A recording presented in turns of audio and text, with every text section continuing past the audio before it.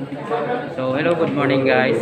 Share ko lang guys yung mga uh, pauwi ng probinsya, papuntang Bicol. So, andito ako ngayon sa PITX para tanungin kung ano yung mga requirements ngayon na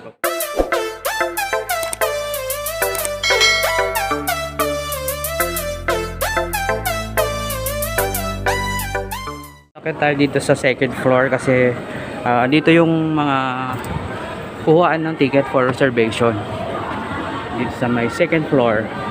So sa baba meron din for daily trips naman yun, pero pag reservation dito sa taas. So ayun guys, punta tayo dito sa ticket booth. So ayun guys, nandito na tayo sa ticketing booth ng biyaheng Bicol. So ito yung kanilang mga schedule. Ayan.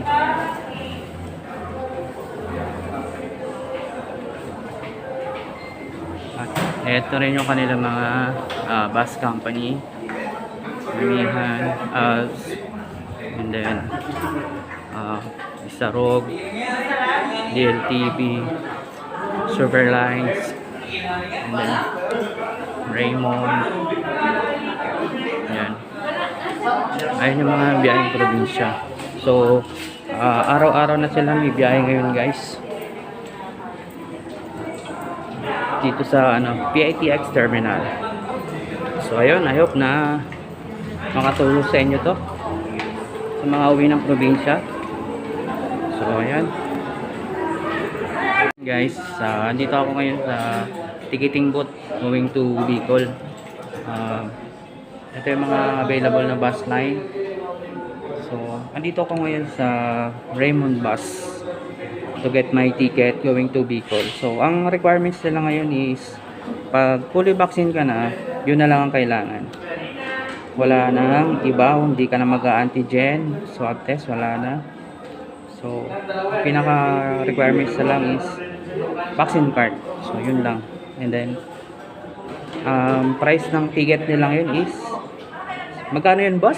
757 with CR na yung bus company nila. So ngayon guys, huwag na nating tangkiligin yung mga kolorom na mga vans going to Bicol. May biyahe na papuntang Bicol ngayon guys, lalo na yung mga uwi ngayong December. So ayun, hindi na siya mahigpit. Ang biyahe nila is 5 PM and 8 PM. So ito na yung nakuha kong ticket guys. Yeah, 757 with CR na to guys. Pero hanggang Naga lang to. Biyaheng Naga lang. So guys, ito na yung papuntang terminal dun sa pick up station sa first floor. Ayan. So ito na yung waiting area going to province. So dito na kayo maghihintay guys. Schedule for going to province. Ayan. Dito na kayo maghihintay guys. Ito yung waiting area. So aircon na siya. So ayun guys, hanggang dito na lang. Maraming salamat sa panunood. So kung nagustuhan niyo itong video na to, huwag niyo pong kalimutang mag-subscribe and share na lang para maraming mga pasahero na makasakay dito sa papuntang probinsya. So ayun guys, thank you for watching and God bless.